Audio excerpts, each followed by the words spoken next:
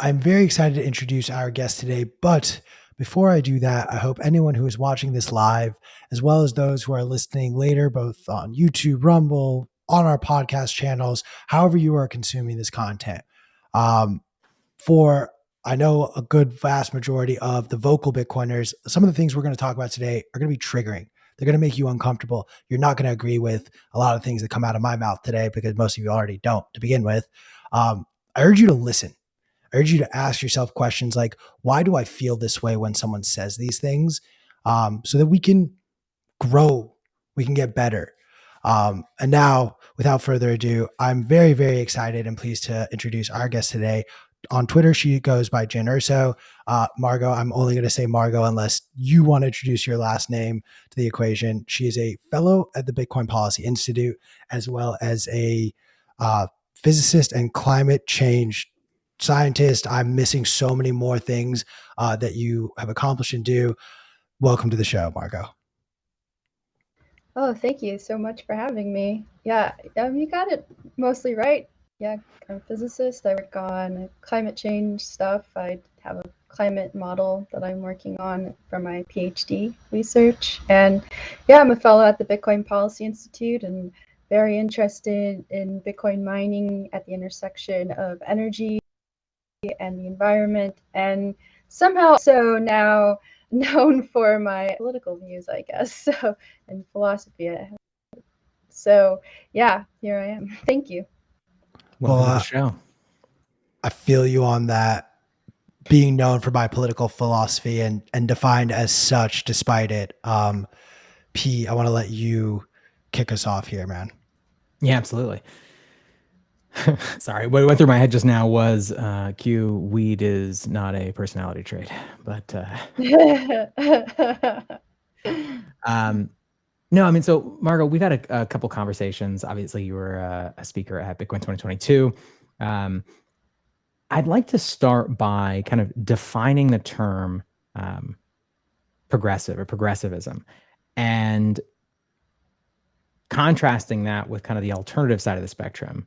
And then going from there and kind of talking about why you feel like or why it is the case that people don't tend to associate progressivism with Bitcoin directly. So let's start with, what is progressivism? What is the other side of the spectrum? And let's go from there.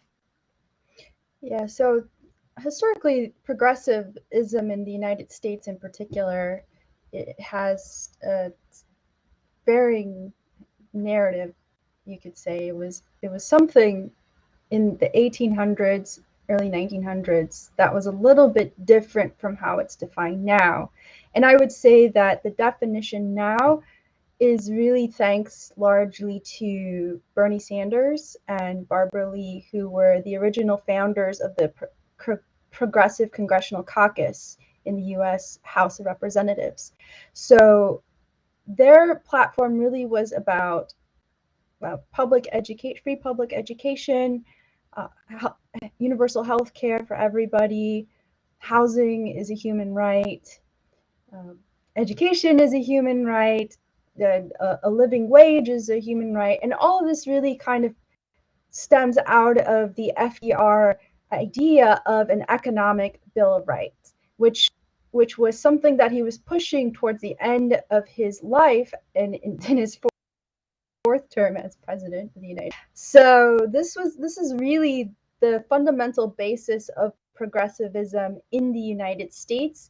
It's also very much an umbrella term in which a lot of people from varying political philosophies have found themselves in coalition with each other around these basic fundamental ideas. So that's really what progressivism is today in the United States. And effectively, I think the reason why it has become such a popular term, and also internationally now as well, because there is something called Progressive International, which is headed by Yanis Varoufakis, and he is a well-known socialist or democratic socialist. And so really it is like a friendlier term for democratic socialism or social democracy, which is something that Europeans are fairly well familiar with. So that's really all that progressivism is. But as I said, it's an umbrella term. So you don't necessarily have like strict socialists who identify as progressives either, and you also don't necessarily have like hardcore statists who fall into that group either. So part of that is just because the United States is a two-party system, and you kind of have to find a place for yourself, and the Democratic Party historically has been a place for these particular groups of people to squeeze into the political system, although it's still a challenge in terms of the electoral politics side of it. So really that's just all that progressivism is in the United States. Got it. Okay. And why do you feel like where do you feel like the disconnect occurs between people that, or why do you think it is that people that are Bitcoiners tend to view progressivism and belief in Bitcoin as two opposing ideologies? Hang on, could you repeat that question again? I'm just trying to absolutely. fix my video. Sorry. Yeah, for sure. The question was, why do you feel like people tend to view progressivism and Bitcoin as opposing ideologies or ideologies that don't traditionally align? Yeah, I think that there's two perspectives on that. One is actually from within the progressive or left view, and it's mostly because there's a misunderstanding of what Bitcoin is. And so people generally see Bitcoin as a speculative tool for rich people and Wall Street people, big investors to just trade and make money off of. And for them, that's a big turnoff because they're not interested in Wall Street. They're opposed to Wall Street. They remember the financial crisis. So that they just see it as tulip mania. And I've been told that it's just tulip mania many, many times. So that, and then also all of the FUD around the energy use and the environmental impact of Bitcoin really turns off a lot of people, a lot of progressives who actually would benefit from using Bitcoin, or who really appreciate the good things that are happening, especially in the global South, around Bitcoin adoption. So from that perspective, that's one perspective. And then the other side, people think that progressivism and Bitcoin are opposed because they only see one aspect of actually existing socialism in the media, and that's pretty much the USSR and Stalinism and what happened with Maoism in China. But you have to understand that that was something called the dictatorship of the proletariat, and it was really taking over the state apparatus. And there were incredible critiques on the left, especially from anarchists who were also anti-capitalist socialists, who said, if you do it this way, you're just going to end up reproducing the existing system or ending up in totalitarianism, which is what happened. So the left in general, and socialists and people who call themselves democratic socialists, which is very popular nowadays thanks to Bernie Sanders, are actually not in favor of that kind of system. So what they're more interested in is a democratic form of governance, not just on the social aspect, but also in the market. So they're not necessarily opposed to markets either. But there are varying opinions and philosophies, and there certainly are tankies still, and there's Marxist Leninists who would love to see this dictatorship of the proletariat come about. But there are also fascists and authoritarians as well. So it's just a spectrum of people who think that that's the way the world should operate. So that's why I think there's this other group that is opposed to it, because they really only see one example, which from a lot of left perspective was a failure in an attempt to bring about socialism. Interesting. I kind of want to and there's there's a good quote from somebody, Malatesta, who was a Italian anarchist, actually, and I tweeted it out yesterday, and it's just to give you an example of the critiques that happened at that time during when all happened. So Malatesta wrote, communism would be the most detestable tyranny that the human mind could conceive. Free and voluntary communism is ironical if one has not the right to live in a different regime, collectivist, mutualist, individualist. So this is somebody who was really a socialist and a revolutionary anarchist who was anti-capitalist saying this. So that's just to give you an example of a very prominent voice on the left from the early 20th, late 19th century, who was critiquing basically what ended up having in the USSR and in China. I want to discuss this like candidly, like what I'm seeing in the chat, and it goes back to the question or the comment you made about how there is a full spectrum of these political ideologies, and yet we tend to, because we have grown up in this two-party system, it's so much easier for us to just, well, if you check these boxes, therefore you are left, and now being left equals being socialist and being right equals fascist, and we continue to polarize ourselves further and further away. I want to separate progressivism from socialism, because I do believe these are two very different, very fundamentally different political ideologies that unfortunately have been confused by a lot of media outlets who are just like really good at tricking you into thinking that just because we want certain things like so I'm going to quote a very famous piece of paper. I'm going to take a little bit of liberty at the beginning, but in America, is the piece of paper shut famous? up, shut up. Very famous. Like if you don't know this line, P, you're fired. In America, not part of the quote, there are inalienable rights, such as the right to life, the right to liberty, and the right to pursuit of happiness. And it's the first one for me where there are so many little things in this country where you don't actually have the right to life. And How so? I hate and I'm going to play both sides of this because this is like a personal dilemma of my own. I hate our healthcare system. I despise it. I loathe it. I think it is deplorable. At the same time, I do recognize the faults in a socialized healthcare system. I realize some of the medical breakthroughs that we are afforded in this country, because it is a capitalist intensive system, has allowed for certain medical breakthroughs that otherwise may not have been discovered in different incentive structures. However, also challenge the fact that in a capitalist system, solving or curing diseases is not as lucrative as simply doing something like, here's your treatment for your disease. So there are conflicting incentive structures where something like healthcare, which to me literally equals life, and the fact that it is for some people in certain situations, they can't afford an ambulance ride to the hospital. And there was a trend before COVID of people who would, instead of calling an ambulance to go to the hospital, they would call a freaking Uber because it was so much cheaper.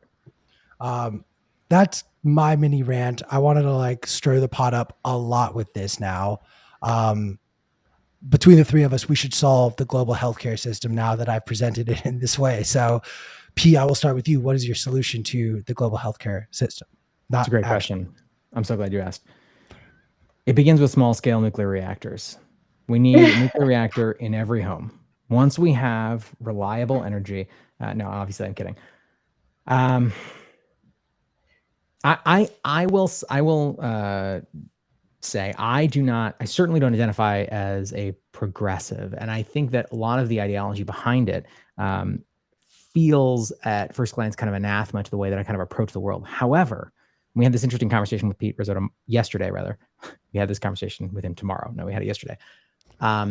About the importance of having these types of discussions. And so I'm mostly really curious. I kind of want to learn from you, Margot, and also from you, Q, because I know that you identify more strongly with kind of Margot's side of the conversation. So I'm really here to learn from both of you and to sort of have a conversation, but I don't have a specific solution to the healthcare issue.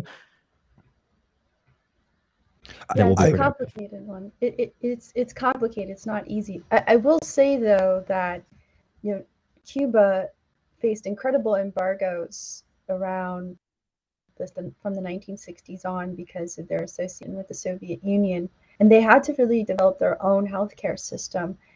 And it is really one of the best healthcare systems for a country of that size. And they do prioritize preventive healthcare and community clinics. And I think that preventive healthcare is really, really important for solving a healthcare crisis. And I think that people on all sides can agree with that, especially with all of the controversy that happened with the vaccines and big pharma. And I know that people who identify as right and left both are not happy with big pharma and have not been for a very long time because of the prioritization of profits over people's health. And people have different conclusions as to why that is. And I think it's a little bit of both. I think it is also that these corporations, they hijack the state so that they can secure their oligopolies and their monopolies on the market. They also make it easier for them to push certain medications that are not necessarily necessary or that are actually helpful. They can speed those through. They can push, expedite the approval of these drugs, and it is all really for their own selfish end. So and then on the other side, it's like, well, it'd be better if we just had an absolutely no profit healthcare system, right? So that would just be the easy solution. But I think ultimately that it's not just that, it's really changing the philosophy of healthcare. And Mark Stephanie, I know he's written a book about this. I don't know if he's ever going to publish it. And he sent it to me and I read a little bit about it. He's the host of the Progressive Bitcoiner podcast. He's also a medical doctor. And so he talks a little bit about the things that he sees that are problems in the healthcare system. And for example, in Cuba, they're really big on preventive healthcare because it's just cheaper. If you're a little country, you're not rich like the United States, you're not going to be able to have all this medication and hospital care for your people, right? So you're going to focus on stopping people from getting sick. But in our system, it is not profitable to do that. And it's just easier to make money off of people who are perpetually sick for the rest of their lives. So, I've seen this in Bitcoin and people who do not identify as progressives who point this very thing out, that it's much better to be preventative, to eat healthier, to take multivitamins or whatever it is that you think is the solution. So it's not an easy one, but I do think that if you decentralize the care, make it more collective, make it more community-based and absolutely preventative based off of how you eat, how you live, I think all of those would go a really long way. But this is just not the system that we live in today. Interesting. I may have misheard you, but I think you were mentioning the kind of the idea that if you or maybe in our current system or maybe a privatized system as we have currently in the United States tends to provide opportunities for individual companies to basically maximize profits at the expense of health. Is that a fair characterization of one of the things you said? Yeah, absolutely. You have to get a return on your investment. So, right. And then you always have to grow your business. That's part of the economic system that we live in, is eternal economic growth. So you're always having to push to, how do I extract more money? How do I, keep getting that profit for my shareholders? So in a healthcare system, right, you got to find a way to extract that money, or otherwise you're not really a profitable business.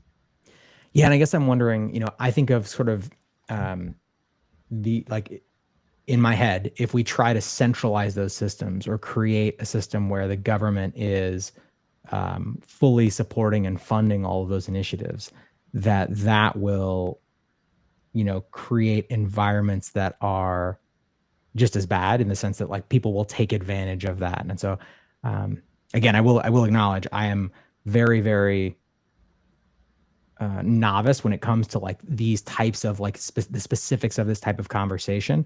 But do you feel like in a more socialized healthcare system, you can effectively prevent those types of people from taking advantage of the fact that the government is stepping in? Do you feel like the government is in a position to be able to effectively manage those types of public goods? Yeah, it's a complicated one. I think, first of all, today as it is, the government does fund a lot of the pharmaceutical research. So a lot like the recent coronavirus vaccine had been in development for like 10 years, or at least mRNAs have been, and that was really backstopped by the government funding, or really by your taxpayer money is funding that type of research. So it's already the investment in that is already largely coming from the government sector as it is. So that wouldn't change so much, really.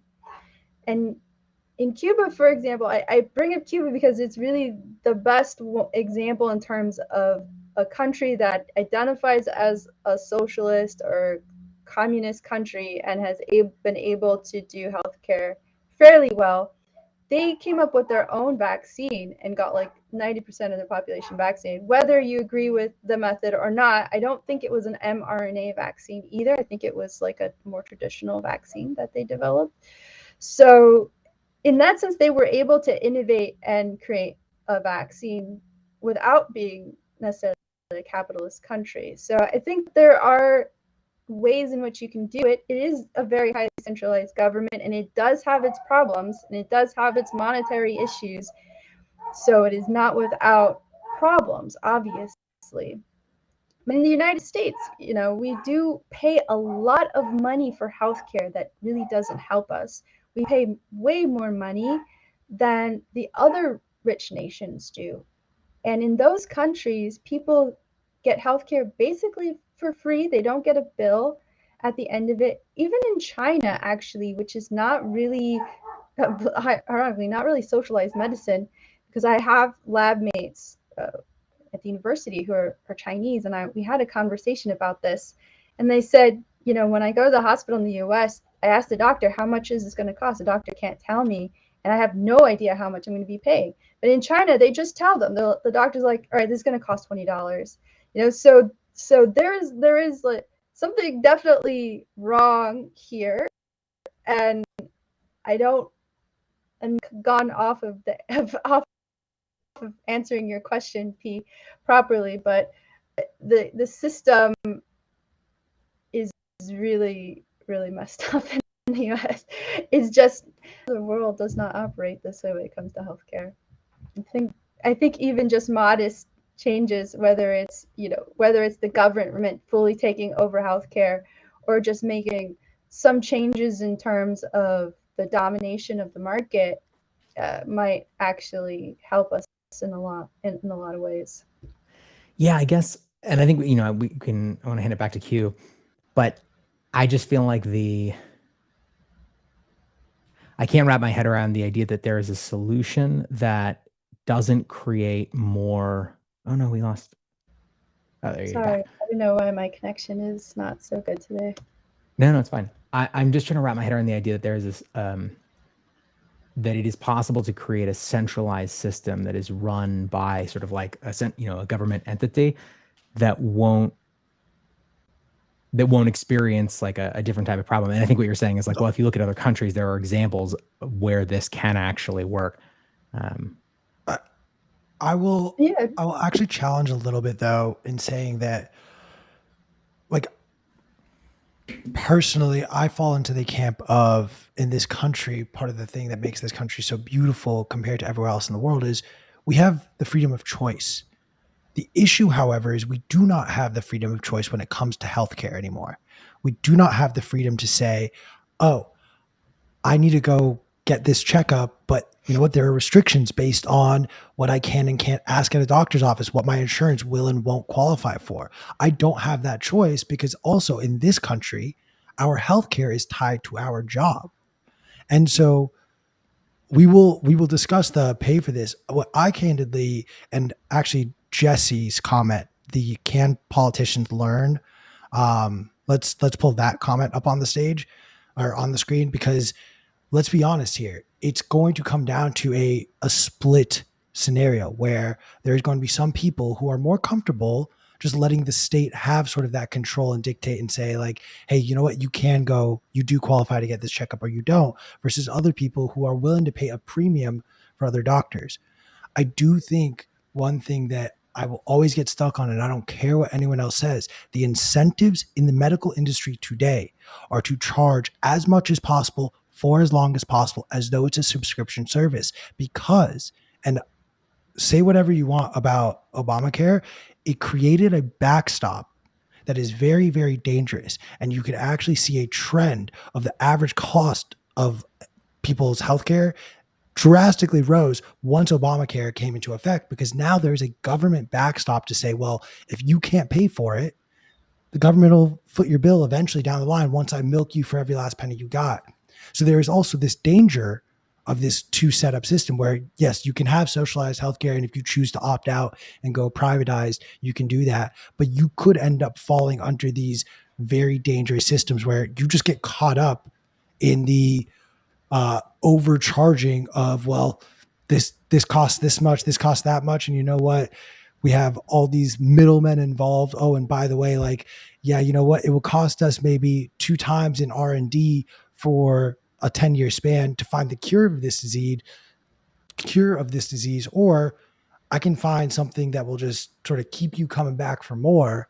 I mean, we've seen Yeah, time and time again, these pharmaceutical companies like have very hefty fines, have large, deep philosophical conversations around like the merits of, was this drug valid to be introduced? Why was this introduced? And we start to see the incentives are driven by money, not for health, not for the safety or betterment of humanity. yeah, it's So definitely I, it's bad incentives. It's I'm not bad providing a incentives. solution. Like, I hate that. I think, Margaret, you do an excellent job of, when you discuss certain issues, you bring up like viable, actionable solutions. And I put us in a conversation that I don't think any of us were going to necessarily win. And just, I'm candidly just trying to piss off as many people as possible, because I'm going to say Oh yeah, you're that, doing well. I mean, look, I'm going to say this every half hour on today's episode, but I get it. I get a lot of you don't agree with the conversation we're having today. I urge you to listen, ask any questions you want in the chat, but let's have a dialogue about this. I'm not here to change your mind, and you're not going to change my mind, but we're sharing this perspective because I think it's important, because this is a valid perspective Yeah. of Bitcoiners, and it's a growing demographic of Bitcoiners, whether or not you agree with it. It is a growing demographic. So Yeah. And I think that's really important. I mean, we kind of talked about this yesterday with Rizzo, but it doesn't work in my mind to simply like shut down all types of conversation, especially when it involves Bitcoin, right? Like if someone is coming into a conversation and they're willing to engage with it openly and honestly, and they're coming from their, a good actor, as I know you are, Margot, like I think it's really important that we have these conversations. So I encourage everyone, I'd echo what you just said, Q. Yeah, I would Let's keep also going. say that maybe like if we got rid of insurance companies, healthcare might be cheaper. Maybe if we reined in the pharmaceutical companies, healthcare would be affordable. Because like Q kind of really hit it right when he's like, I don't have a choice. I only have a few insurance companies, and the companies tell me whether I deserve this treatment or not. And that's really not their right to say, because it really comes down to whether they want to pay for it or not. And of course, they don't want to pay for it. And I think, and that is fundamentally one of the big problems, is that these insurance companies, and really the insurance company are just middlemen, rent seekers, and it's part of the financialization of the economy. That's what is called the fire sector, and they're basically like a rentier class in which we are indebted to them, and they decide whether we live or die. And that is fundamentally one of the biggest problems with the United States in general in terms of our economic system.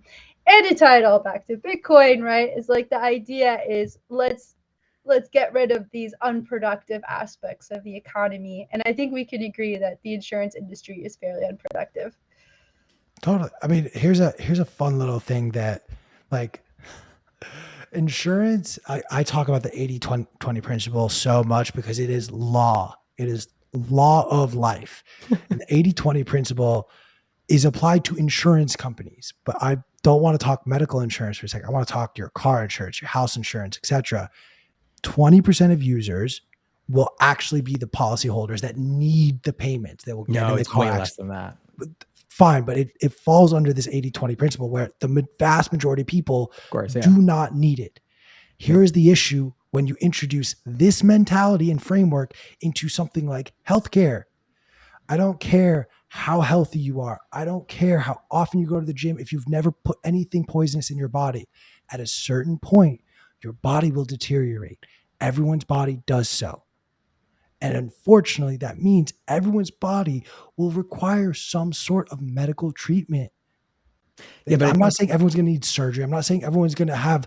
Well, but eventually they will. I mean, like, exactly. I mean, And but I so- don't even think it doesn't have to be like an old age thing. Like, some percentage of people are going to get hit by cars or fall down a hill. It's going to be through no fault of their own. But I think that. Go ahead, Q. I'll let it. No. Like, you're finishing my point for me. So, but that is in essence, like, everyone will need healthcare.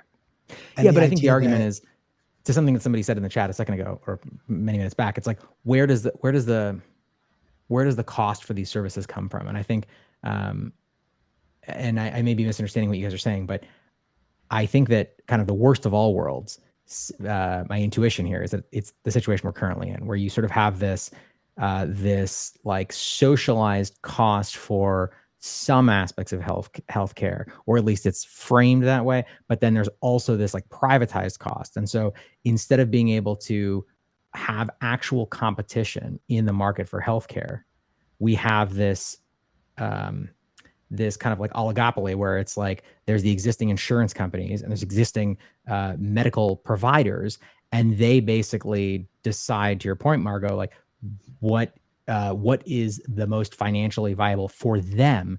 And it's completely removed in many cases from an actual competitive free market. Because if it was a free market, then you wouldn't have, these like insane healthcare costs. And I think there's a lot of people who practice medical tourism for that reason. They try to go to countries where there is a more competitive market. Maybe is that kind of what you're getting at, Q?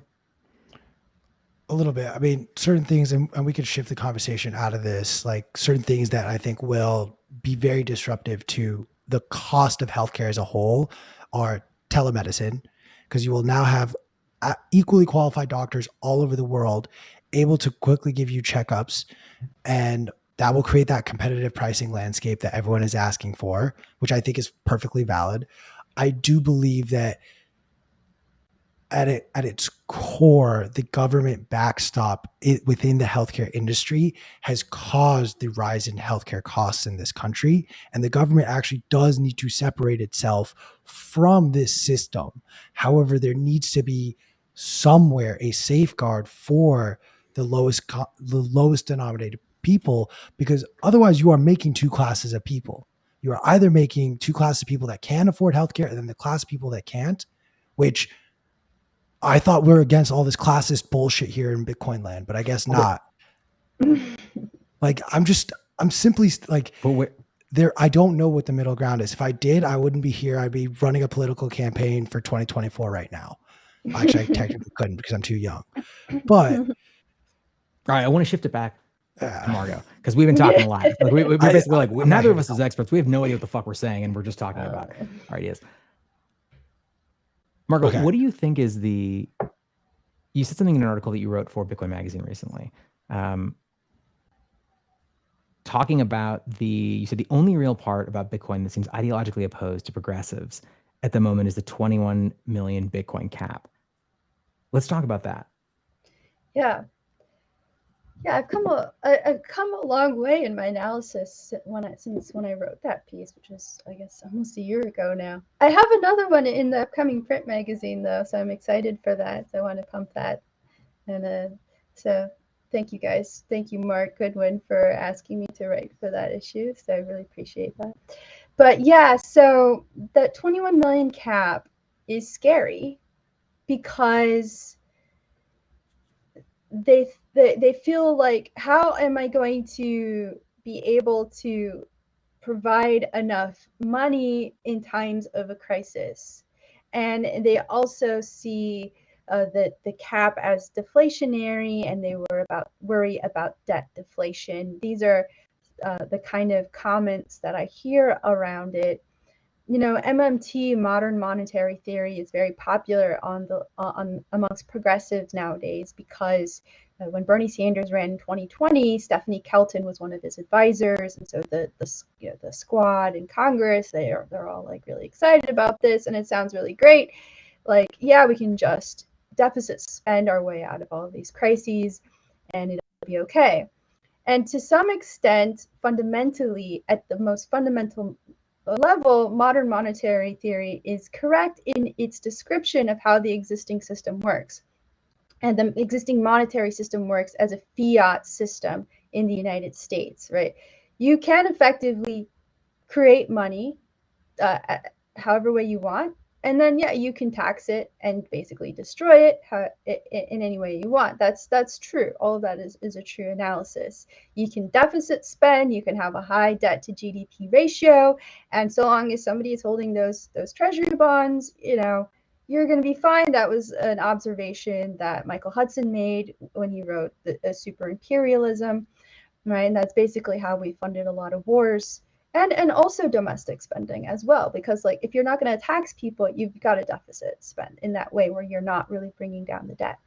Okay, so effectively, like, these are very obvious descriptions. So for them, like, oh, I can't just create money because the money is 21 million and that's it. So this is going to go against how I understand economics to work and how I know how to fund public spending. So that is a problem from a, I guess, progressive economic perspective and the modern monetary theory perspective. But on the other hand, you can actually create colored Bitcoin.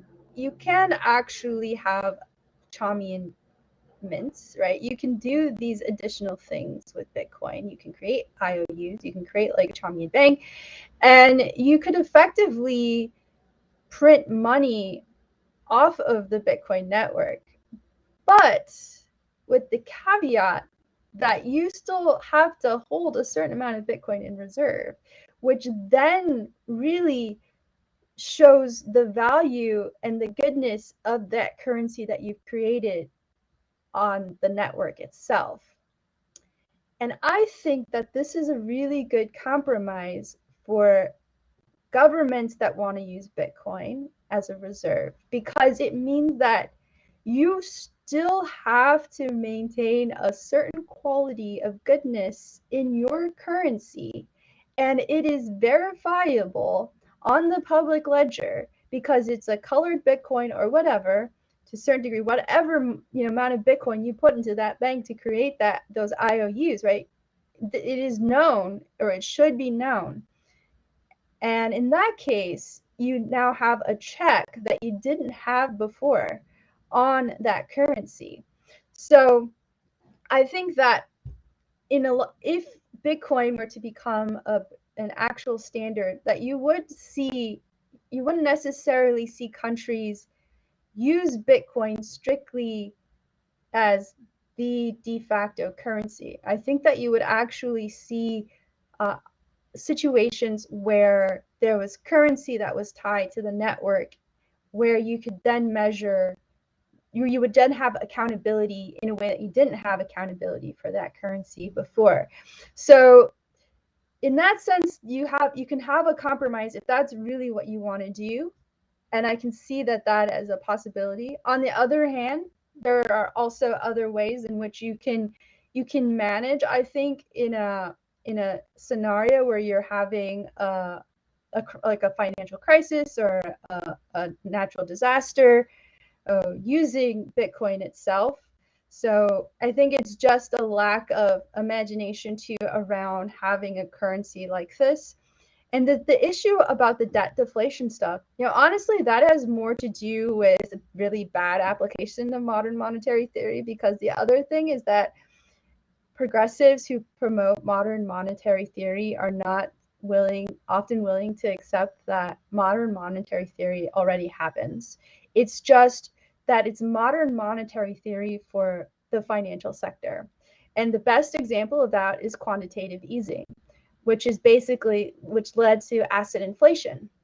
And that is a form of monetary theory, but it's not modern monetary theory for the people or for productive economic uses. It was for financialized uses, and that caused us a lot of problems. And now we've got like this massive private debt, and the fear of debt deflation is very real as a result.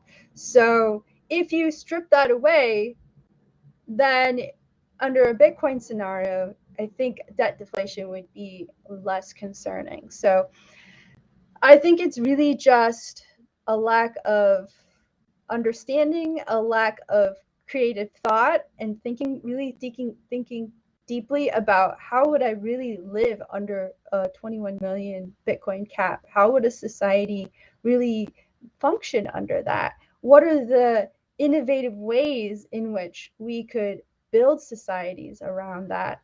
And I really like the idea of complementary currencies being built off of the Bitcoin network, in which like local communities can have these complementary currencies, in which it allows them to keep a certain amount of wealth cycling through their own communities, and to keep that wealth within their community so that they can fund their own public works or whatever.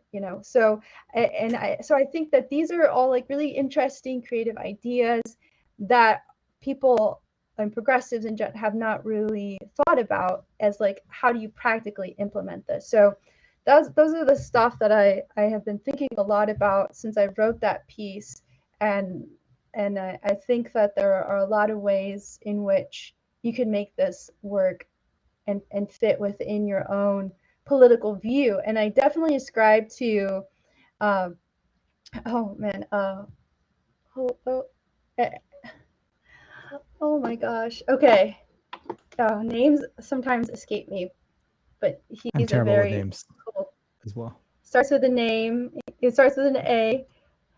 Alex, Aaron, He's an old OG Ephistines. Bitcoiner, and oh my goodness. Andreas Antonopoulos. Yes, Andreas Antonopoulos. I subscribe to Andreas Antonopoulos. Sorry, Andreas Antonopoulos' idea that Bitcoin is basically apolitical. It's also economical, in the sense that it can fit in any economic system. I really think that it can, or like at least most economic systems. I don't think that it is one particular system that it can work with. I think he's right that you can find many ways to use Bitcoin for the way that you view your society, in the way that you view that your society and your economic system should be. Yeah, I want to ask a couple more questions just about sort of what your thoughts are around why you might actually to as Diogenes the Great, kind of in a similar direction, like why you might need a complementary currency. But more than that, I agree with you that if we acknowledge that Bitcoin is a system that where the incentives for the base layer technology align, then I think that people can attempt to do whatever they want to try to do with, building things on top of Bitcoin. And I think that the incentives will hopefully drive the situation towards the ideal outcome, whatever that may be. Now, you and I may have different beliefs on what that would be, but I think you're absolutely right that we should be, I think, supporting the development of multiple possibilities, and whichever one is the most successful will win out. Yeah, sure. Do you want me to answer this question? Yes, please. Okay, so that wasn't a question, that was a statement, but yes, go ahead. Oh no! Oh, sorry. No, I mean, like, you have a question up here, Diogenes. Oh yeah, I didn't pull it up. Sorry, I was acknowledging that the thing that I just said was not a question, even though I framed it as one. I would love for you to answer the question that was just pulled up, but yeah. Okay, cool. Yeah, so why would anyone want to use a complementary currency if they can use a perfected currency? Why would someone choose a derivative thing when you can have a better thing? Well, so I had an interesting conversation about this with Ben Ark. Maybe you guys know Ben. He's big, He's amazing. Ellen Bits, and he's a pretty cool guy. And Ben had this idea that people really like their own identity, their cultural identity, and they may just prefer to have their own currency that they identify with within their own cultural identity. And I hope that I'm paraphrasing, getting the gist of what Ben had told me, because I had never thought about this, that people would want that. So maybe that's one possibility. But also in the studies of complementary currencies, in terms of people wanting to have money staying within a certain community, you can do that a little bit easier if you have a currency that only works within that community setting, in which you could then convert out to Bitcoin at a given time. But you could have various structures around how you would do that. And I've written a little bit about that on Medium, about complementary currencies and Bitcoin. And in terms of like, if you really want to have a more decentralized way of society, where you don't have big nation states, you have like cities, or which are maybe the highest form of governance. In those situations, you may want to have your own currency. It just makes sense in terms of the economics for that particular community to have that money stay local, to keep that money local. So like if I go, like there, for example, there's a town in Germany that has their own complementary currency, which I wrote about. And the idea is like, if I go to this town and I have to use the specific currency, if I leave and I still have leftover currency of their own currency, I can't spend that anywhere else until I come back to that city. So in that way, it incentivizes you to come back and pay for things, buy things in their local economy. So it encourages you to support that local economy. So you've kind of put some money into a specific economy, and you've committed to a certain degree to keep that money in that economy. So for small communities, or not even necessarily small communities, but for the decentralized community scale development of independence, this could be really beneficial in that regard. But then at the same time, you can then convert back to Bitcoin, and you can do whatever, like at the international level, or between cities, or between states, whatever. You can still have that commerce. But in some situations, it just makes a lot of sense to have something like that. And if you're going to have that, it might as well be backed by the Bitcoin network, and by the trustlessness, the permissionlessness of it, the censorship resistance of it, but also the security of that public ledger. So you want to encourage people to do it on Bitcoin, because it's very likely that they're going to do it anyway. So let's have them tie it to the best monetary network that exists, right? So that they do it right.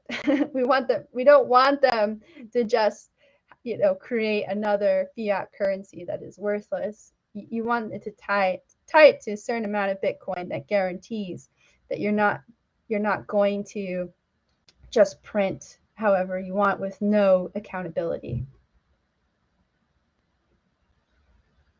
So yeah, complementary currencies.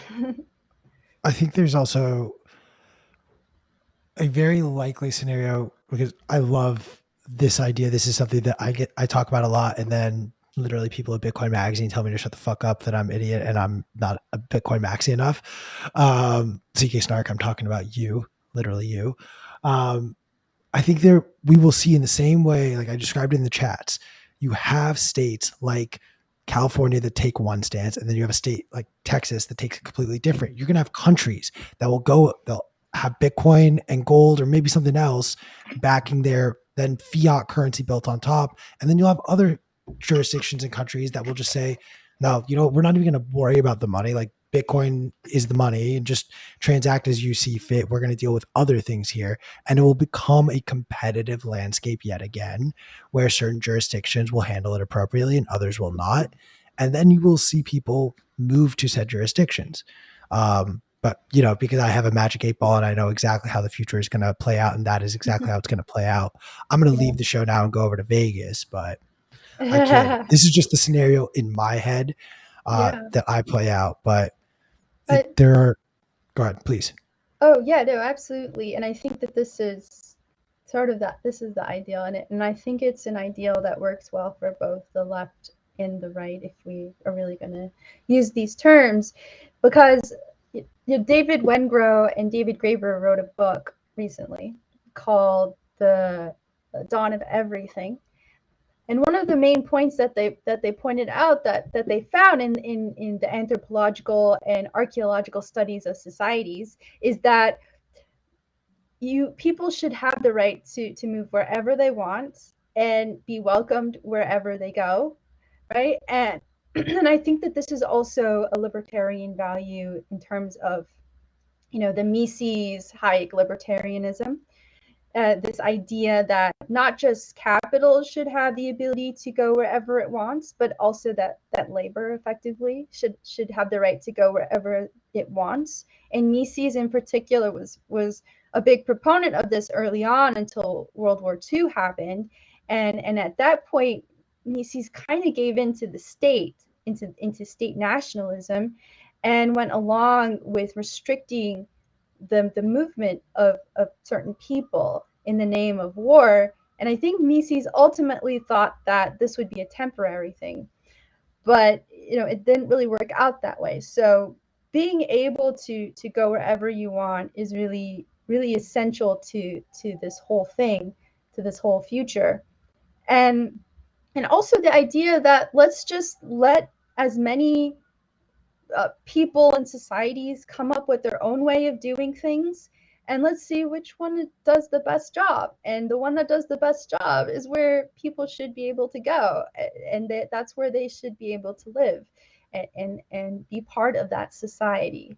And that's very much a left anarchist perspective as well, and one that I absolutely ascribe to. So yeah, I think this is the ideal utopian world that I would like.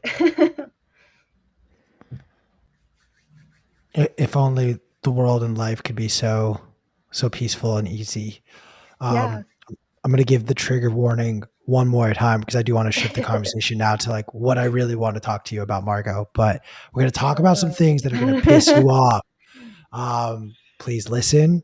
Please feel free to throw questions in the comments. I want to talk about climate change and I want to talk about Bitcoin. I love nature. I see the effects of climate change. I don't care if you believe it or not, if you think it's a hoax. Yes, there's tons of data that I'm going to let Margot talk to us about because this is the expert in this field. Neither of us are, nor are you, quite honestly. But if you are, let us know. Margot, what are the conversations around climate change, not from the political aspect, but just broadly? What are the main areas of focus of climate activists today? Yeah. So climate activists are really concerned with system change, I think, fundamentally. There's a really great protest sign that I've seen at some of the climate demonstrations is system change, not climate change. Because they fundamentally see that there is a problem with the existing system. Like so many of us do, especially in Bitcoin, we really recognize that there is a fundamental problem with the existing system and we want to change that. And that's why we're in Bitcoin, because we see changing the money itself as at least a starting point for doing that.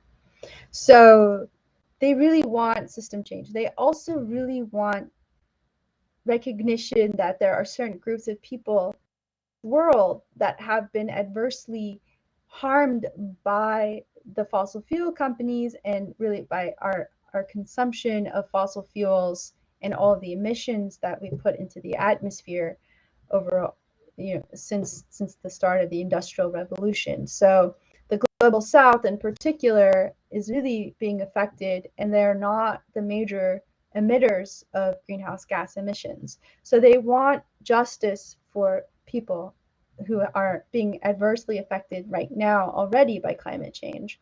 So a lot of the comments that I see on Twitter sometimes when I talk about climate change is like, oh, you just want to starve these people. You don't want them to have energy like we do. You want them to be in poverty, and you want to control them. That's actually the exact opposite narrative that climate activists have, and that what they're fighting for. In fact, what they want is the ability for these countries, these people, to be able to have a better standard of living, and for the really rich countries to stop being excessive, wasteful consumerists in the way that our culture has become, which is just like constant, like get new things all the time, even things that we don't necessarily want. And we're very wasteful, very, very wasteful, especially in the United States.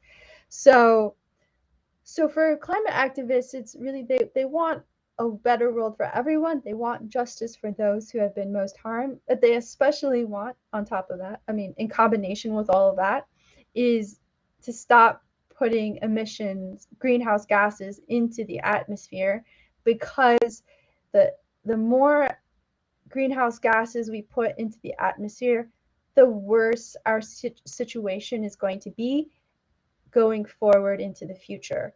So stopping our emissions now means that we have a better chance of having a future that is familiar to us today. So we're already seeing those changes now.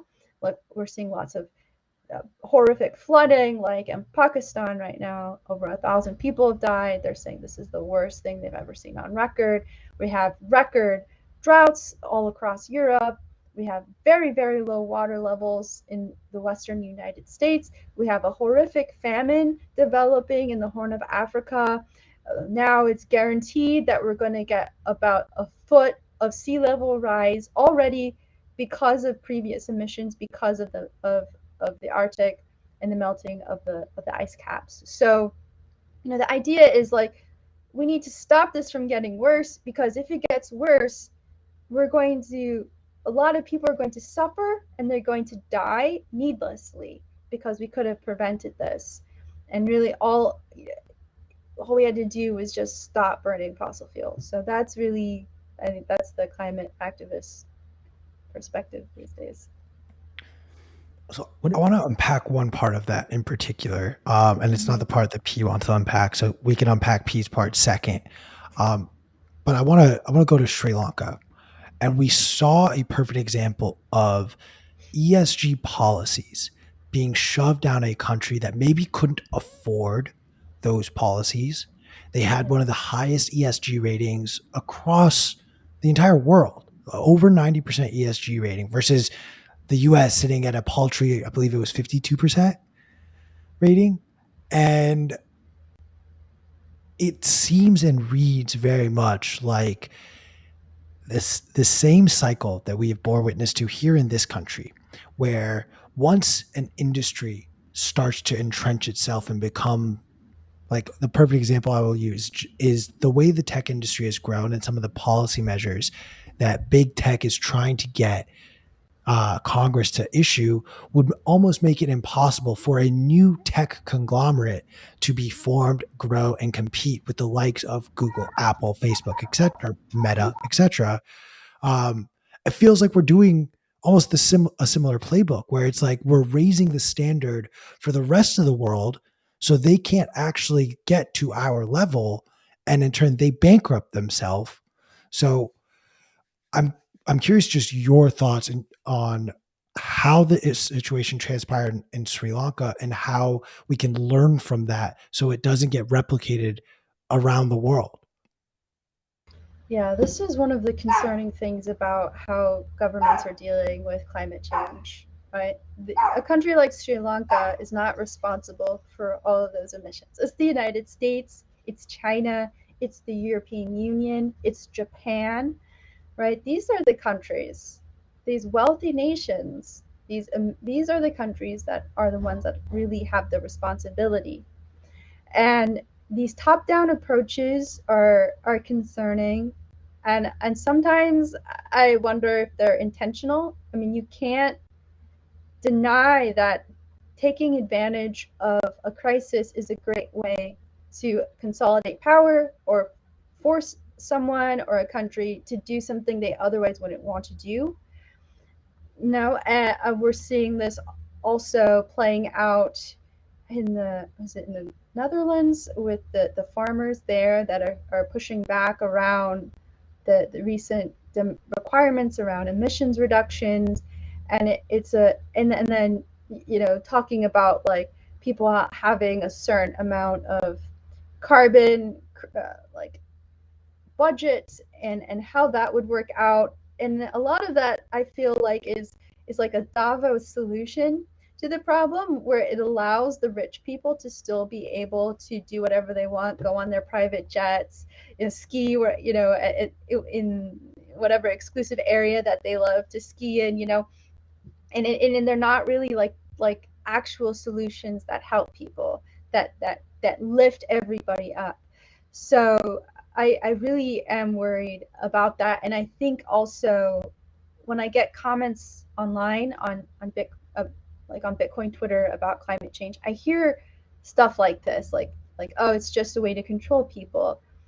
So I think that when you see these things happening, it really harms our ability to actually solve this issue, because it just turns people away from what is really happening and from us being able to get those real solutions, those real societal shifts, those changes that we need to stop being such a consumerist culture, to decentralize our societies much more than what they are. Like, these are all the ideas that come out of aspects of the degrowth movement or the degrowth literature, which is also a scary term. Degrowth sounds like we're trying to kill people, but it's really not. It's like I think a friend of mine, Scott Wolfe, calls it sustainable abundance, which is really what I think it's about. So yeah, we have to really be careful with how states go about dealing with this, because I think especially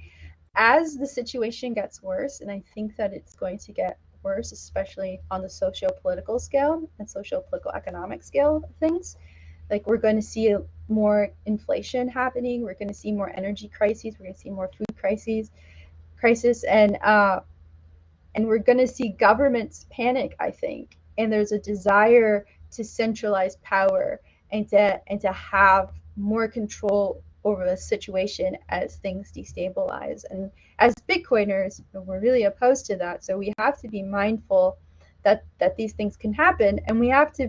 I think we do have to figure out how to provide viable solutions in these situations for people so that they can have Bitcoin as a lifeboat.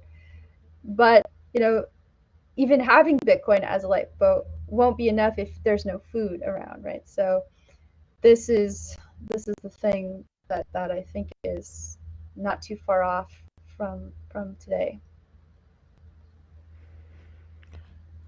I want to Sorry for first. being a downer. No, no, No, no, no, no. no. There's a lot to unpack there. I want to. So there are two parts to the question, and it's literally the second part is the opposite of the first part of the question. So these types of issues that we see give fuel to the fire for the anti-climate change narrative. And in the way our society is just, we see everything as black and white. We see everything as you're either on this side or on that side. There's no in between. And there is, unfortunately, a spectrum of this where there's room for climate activists to maybe be wrong about certain things. There is room for people who don't believe in what is going on before their very eyes to also be wrong about certain things. I want to ask you, in all honesty, like, what do you think climate activists are getting wrong that is giving a little bit more fuel to the anti-climate change narrative? That's a good question. Obviously, they're getting Bitcoin wrong. That's a big one. That's a big one. I think one of the things that people are getting wrong too is the belief that we live in a world where governments are willing to cooperate with each other. And that is not the world that we live in. And the IPCC has various social pathway models, and they basically say, like, given these societal, economic, political scenarios, what is the likelihood of maintaining emissions below a certain level, or maintaining, global temperature below a certain level, like 1.5 degrees C or 2 degrees C of warming.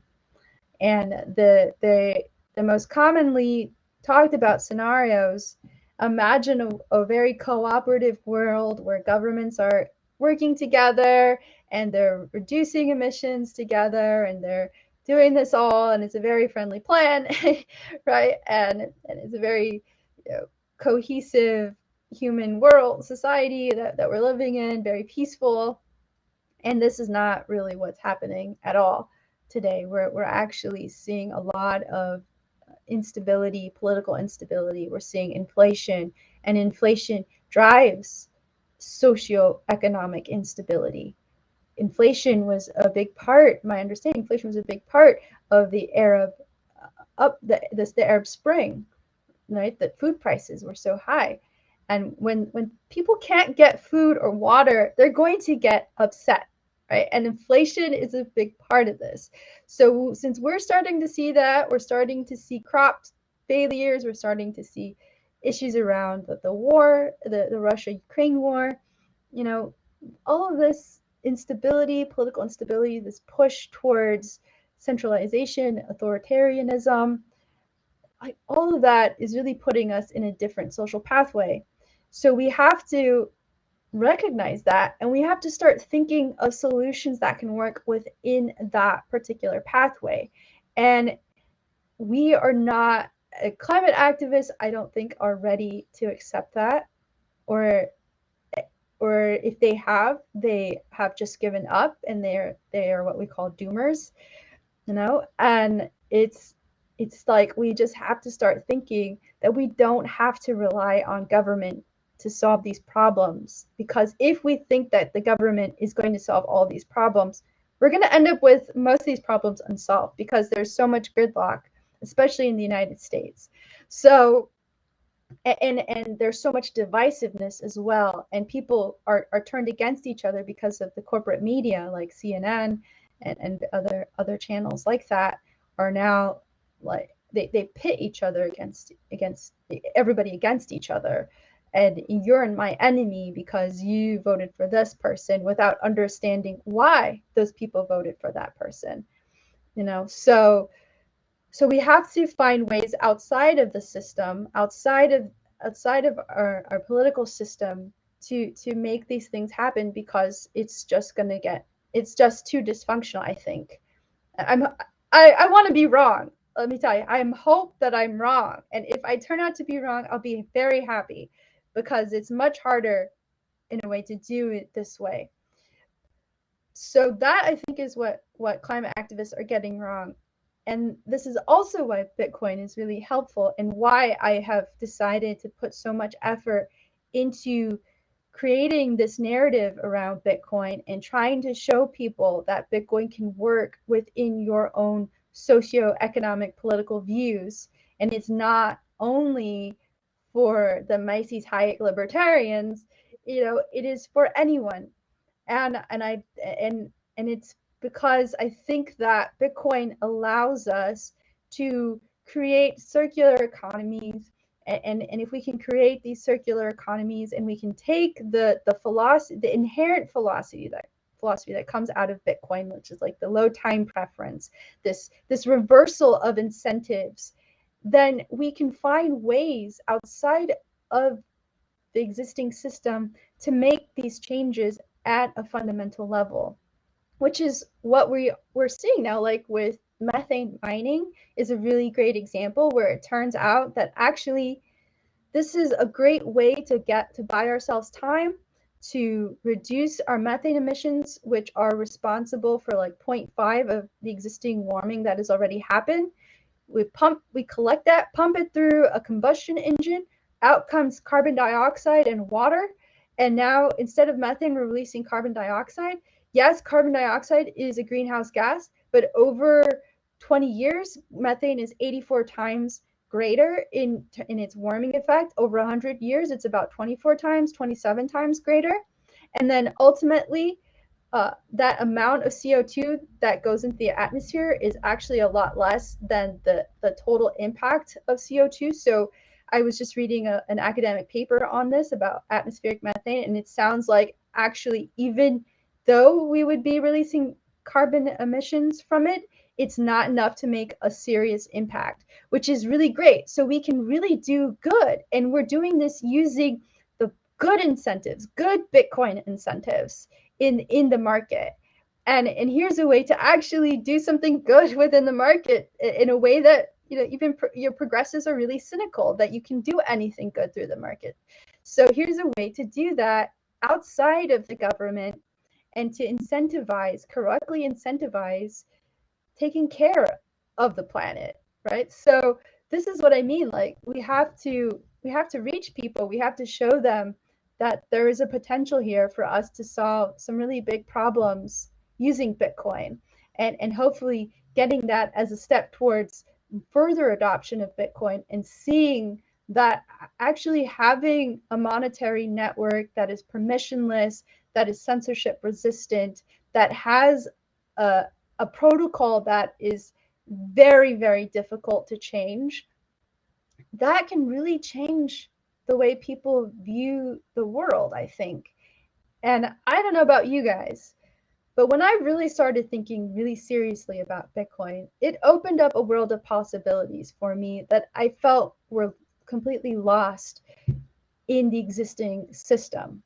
And so I really would love to see so many people be able to have that, you know, light bulb moment where they're like, wow, yeah, maybe we can change things. Maybe we really could do things, and we can do it at the local scale. And we don't need to try to like go to Congress and do this at the top, from the top down. We can do this. We can still have the things that we want, and we can do it ourselves. We can empower ourselves. So so that's a, you know, a long distance from what climate activists get wrong, but that's how I hope that we can fix what they get wrong. No, totally. I do Diogenesis the Great. I see your question and I do want to ask it. I want to go first though, dive deeper onto the Bitcoin of it all while we're there. We see the attacks from the left, and I'm just going to label it the left broadly. We have arguably literally the dumbest banking goon out there, Elizabeth Warren, continuing this like bullshit FUD around Bitcoin is bad, energy use is bad. I want to just give you the opportunity to speak directly to Elizabeth Warren, and Listener of the show. a longtime listener. Oh, yeah. Say exactly what you hope to say to her to. Oh my gosh. I hate to say change her mind, but like that is a big ask, Hugh. That's like Margot. I'm sorry, but like it's on you. You got to change Elizabeth Warren's Oh, mind. God. The fate of Bitcoin rests in your hands. No, I'm not ready for this. Yeah, Elizabeth Warren really doesn't understand Bitcoin, that's for sure. I find it really ironic that Elizabeth Warren used to be a champion of the people against the banking system, against Wells Fargo, against Chase, against HSBC, against all of these companies that took advantage of people during the financial crisis. And she used to be an advocate. And in fact, I've heard her, even over the pandemic, she was really critical of the amount of banking fees that were being put on people during the pandemic. And she was right. You know, why are you charging people all these fees just to hold their money in your bank account when they again have no choice but to put it in your bank account, right? It's another one of those oligopoly situations where you don't have the freedom of choice in terms of banking. So I would challenge her to think like, what really is the solution that you want? How do you really want to solve this problem? Because there is an existing solution. It's called Bitcoin. And it's one where people can actually exit the existing banking system, take custody of their own money, and not worry about fees, not worried about banks taking advantage of them, because it's their money and they're managing it themselves, or they're managing it in their community, right? Like we want community banks. You can have a community bank with Bitcoin. You have Galloy Wallet, for example. That's a community bank. So, these are the solutions that I thought Elizabeth Warren wanted. I don't, it seems that she doesn't want to really help people. I would like to know why. And if she's concerned about the environmental impact, then I think we can have a really great conversation about that. And I'm pretty certain that I could persuade her on her on that fairly easily, because I've been working very hard on another progressive on that, and have had some pretty good success these days with them. And ultimately, Bitcoin is a lifeboat. And what's wrong with people having a lifeboat? So I think that's beautifully put. I do believe that you are our best and last hope to convince the devil that is Elizabeth Warren. So no pressure, but I wish you the best of luck. To prepare you, like I might have better chance with AOC. we honestly might, and I do think it will be one of these younger progressive political figures that will come out pro Bitcoin, understanding what it affords to the unbanked population. And that will be a very quick narrative shift for many left leaning and left affiliated citizens of this country. I do want to go back though to Diogenes' question and about sun cycles, but I want to expand that because historically speaking, there is data that shows that we have actually gone through these periods of shifting our climate. We've gone through ice ages. We've seen the Sahara Desert was previously an ocean. We've seen Earth very naturally make these shifts. Why is that? Why are these points very rarely brought up in these research papers? Why is it very rarely discussed by climate activists? I'll just leave it at that. Yes. So climate has natural variability. This is absolutely correct. And the climate is definitely a nonlinear dynamical system. So there are a lot of intertemporal uh, variations that happen, shifts in terms of sea surface temperatures that happen. We're probably most familiar with the El Nino La Nina cycle, which happens like over a decade cycle, right? This is all natural variability that happens because of the tilt of the earth and the spinning of the earth, and that shapes how pressures change, how temperatures change, and also the fact that we have life on this planet. So we have these carbon cycles, we have water cycles, so we have a lot of this natural variability that happens. And yes, this can cause ice ages. It can cause not times where you're not in an ice age, I guess. And yeah, all of that is very true. I think it's generally not discussed because it's already been ruled out by climate scientists. And climate science goes back a very, very long time. And this question about whether we're putting CO2 emissions into the atmosphere goes back really to the start of the industrial age, when scientists were really starting to think about what happens when you increase CO2 in the atmosphere. And it's really just I think it's a fairly simple calculation to do, because you just have to understand that at the atomic scale, you have bonds that are vibrating, And when light hits those bonds, it's absorbed and reflected back in a certain way. And it can be reflected back at a certain wavelength, and that particular wavelength can give off heat. And there are certain molecules that are better at doing that than others. Some of those are actually water, carbon dioxide, methane, among a few others that are what we call greenhouse gases. So even going that far back, it was obvious to scientists that this could be a problem in 100 years. So climate scientists and that have been studying the atmosphere had a pretty good sense of how that works. It's a lot of physics. It's very complicated to explain the equations that go along with this and the variability. And there's these waves that also change how these cycles work in terms of like the El Nino and La Nina, right? So when they started getting more serious about it, I think it was just pretty straightforward to isolate that if you increase carbon dioxide, and it's just very simple because you have a very basic combustion equation, which is you take any hydrocarbon and you combust it, you're going to get CO2 and water vapor. And both of these are actually greenhouse gases. So you're going to put more CO2. So that's just basic chemistry, very basic to understand. So I think really it's just for the researchers who were doing this, it was easy to say, like, well, let's look at the variability and what we understand about variability, and then let's look at what happens when we keep increasing CO2 under these existing conditions. And it just became obvious that it was not plausible that natural variability or sun cycles were the cause of the change in climate that we're seeing now.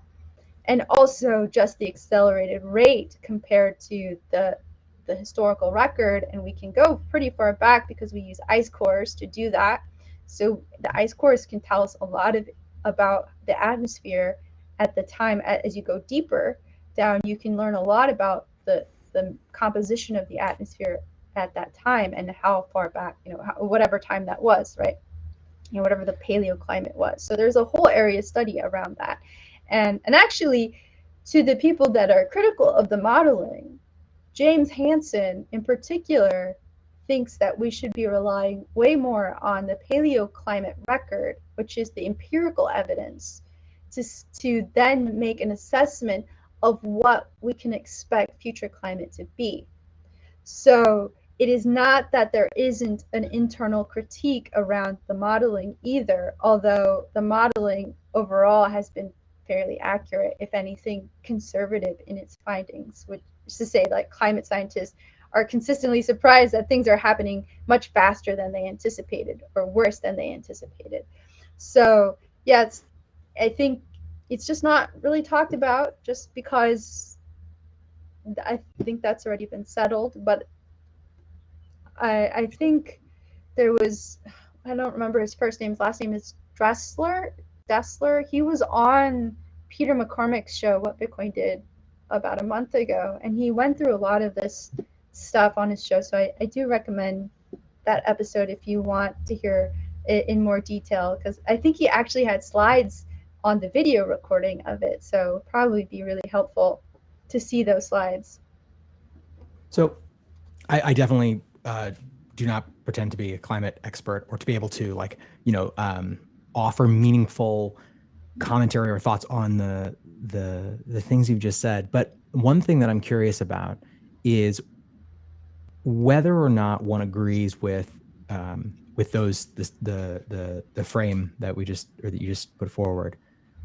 What do we do from here? I think that there are a lot of people, and I think there's a lot of conflation between the idea of like being pro environment and being sort of what I would, cast a wide net and say like anti energy. And so I think that it's important that we distinguish between those two things. So do you feel like would your argument be that we are using too much energy, or that we should be using more efficient energy? Like, how would you, and kind of what I'm really kind of zeroing in on is like people that make the claim that like Bitcoin is using too much energy. Yeah, well, that's an easier one to answer first. But obviously, Bitcoin is not using too much energy. It uses about like 0.5% of the global electricity consumption, and it uses about 0.06, so like about half of 0.1% of global energy consumption, right? So not all of our energy use is electricity. So it's really not. It's really, as Lynn Alden says, a rounding error in that regard. So in terms of, are we using too much? I think the right question is, what are we using that energy for?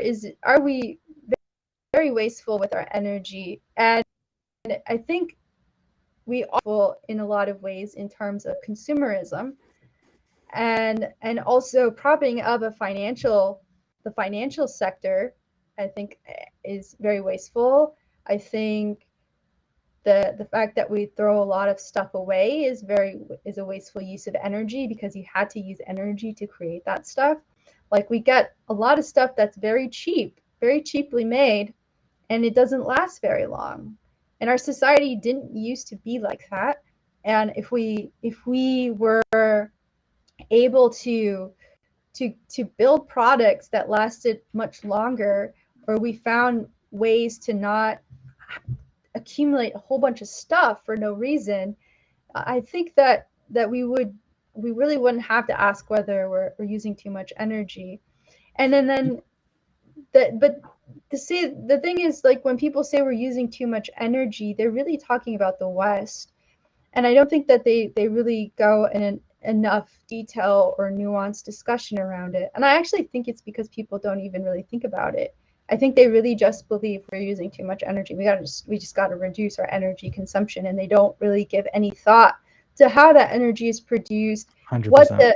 how the energy is even delivered to you, right? It's People are really clueless. They turn on a light switch in their house and they get power. They have no idea how it got there. They don't know that how much of that energy was wasted before it got to you, especially if you're using renewable energy, right? There's a lot that gets wasted.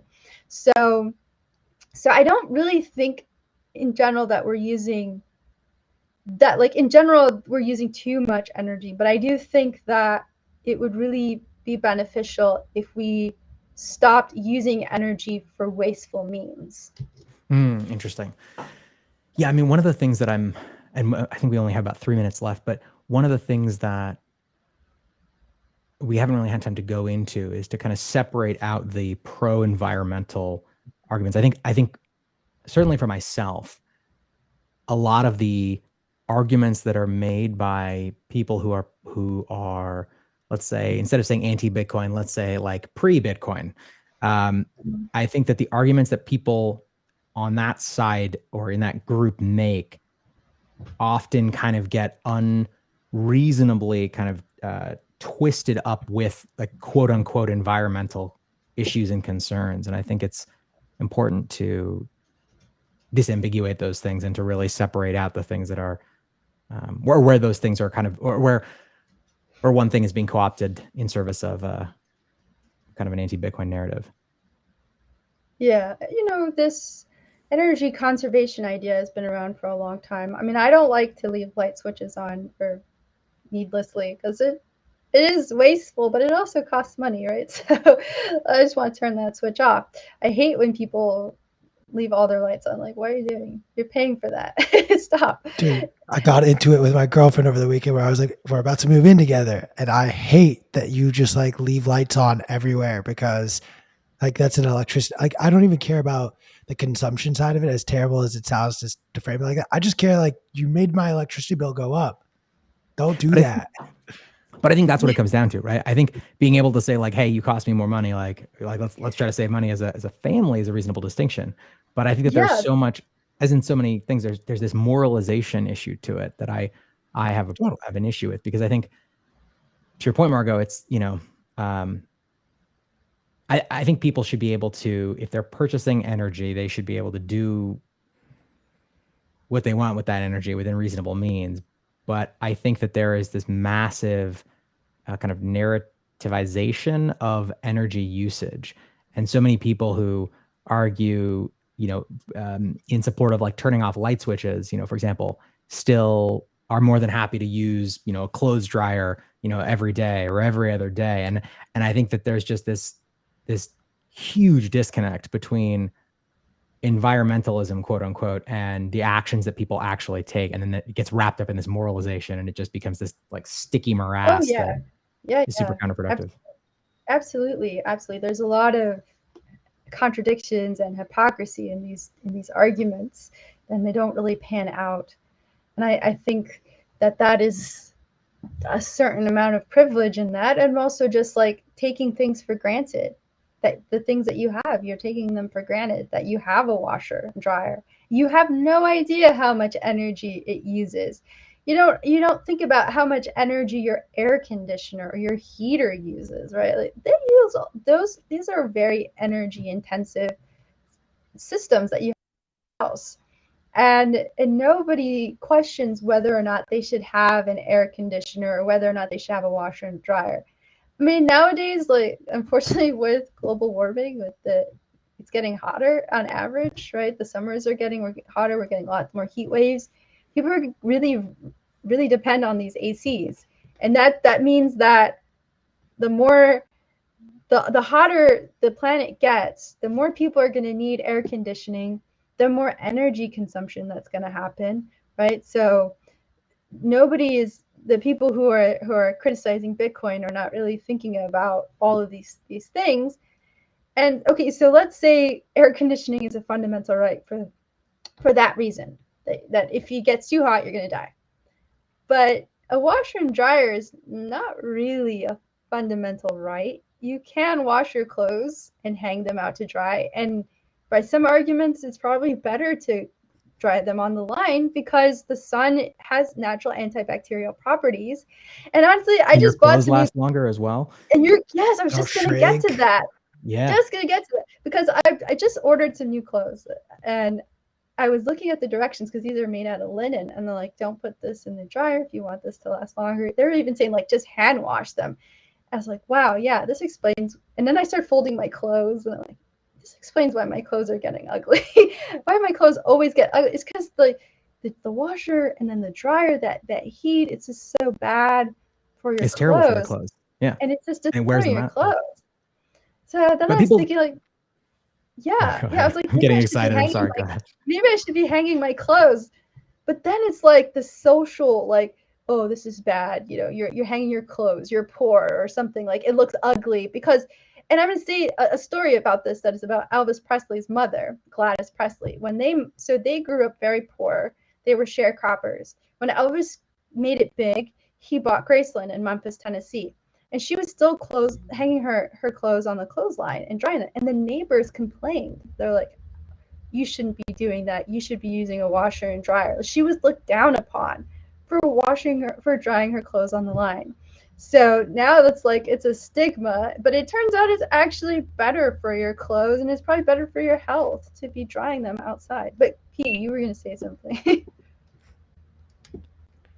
No, I was just going to say that I'm just fascinated with the cognitive dissonance between people, again, going back to the energy thing. Again, I think you should be able to, if you're paying for your energy, you should be able to decide how you want to use it. But it just drives me crazy when people are like, Bitcoin mining as a boogeyman is bad and it uses too much energy. And then meanwhile, they're like, but I need my Christmas lights. I need my clothes dryer. I need my clothes washer.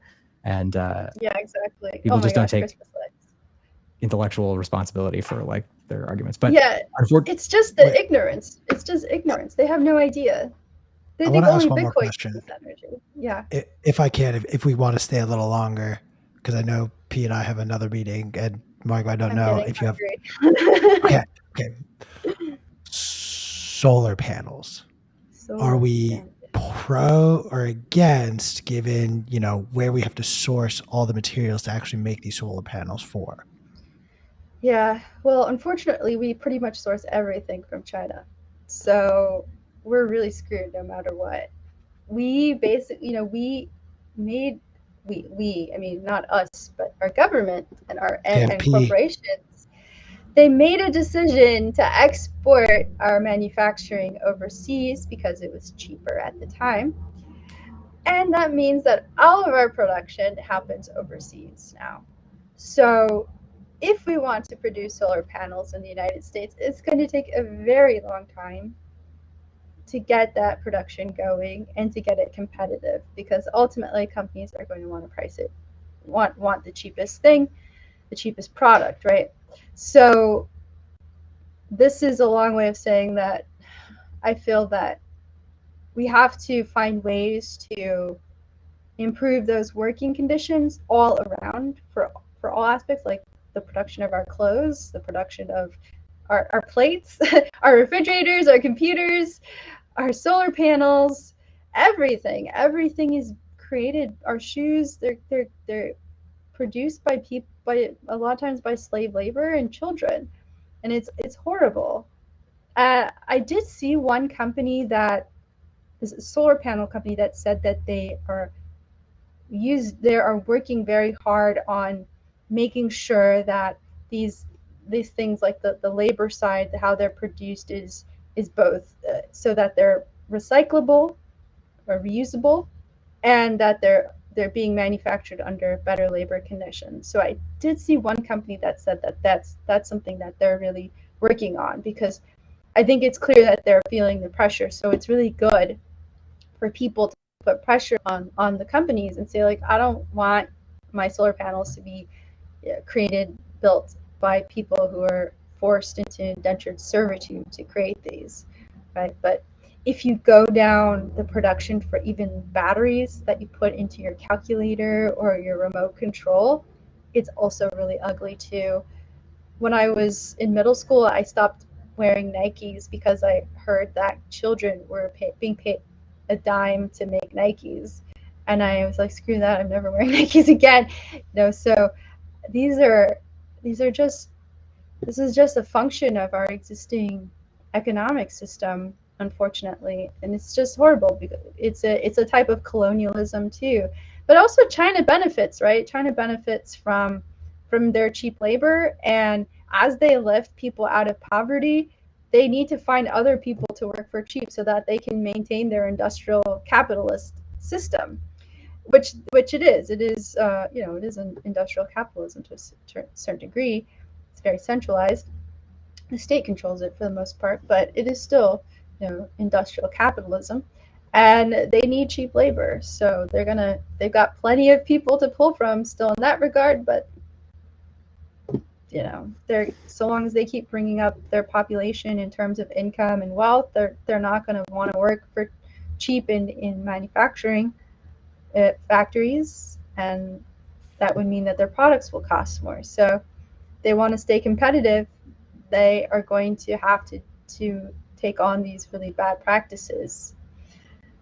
Yeah. So yeah, so it's like a whole massive system change that is needed, that we're not addressing, that needs more conversation, needs more action, and it's very hard to change unless there's a fundamental shift.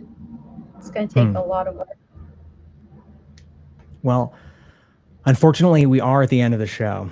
I want to thank you for coming on. I definitely, I appreciate you being willing to engage with us on it. As I said, there's a lot of stuff that we talked about that that I have very different views on, but I think being able to have these kinds of dialogues and to find the things that we all kind of can like anchor to around Bitcoin, it's super important because it's the only way that we can learn as a community and go forward. So thank you so much for joining us. Yeah, thank you for having me. I think that we agree more on things than we realize too. So yeah. I muted myself accidentally, but yeah, I completely agree. Awesome. Well, Margot, where can everyone stay up to date with the work you're doing? We know you have your next article coming out in the Bitcoin Magazine print edition, which you can get a subscription to at the Bitcoin Magazine store. But where else is your next work? Where can people stay up to date with your work? Yeah, so I've been writing a lot on Medium. There's a link in my Twitter profile, a Linktree link, and you can get to those articles from there. I also write, obviously, for the Bitcoin Policy Institute. I have some policy papers there already, so you can read those there as well. And I'm on Twitter as obviously Jen Urso. That's my name on Twitter. That's pretty much where you can find me, talk to me, yell at me. I get a lot of that. So yeah. And also Thank you so Bitcoin much. magazine, obviously, as you said. Of course. Well, thank you again. And reminder to everyone, if you have not already gotten your Bitcoin Amsterdam tickets, you can get those. Use code BMLive and you'll save 10%. There's also the censorship-resistant issue of the magazine, which is a fantastic read. We'll be back tomorrow with more of all of this. We'll see you then. Thanks so much.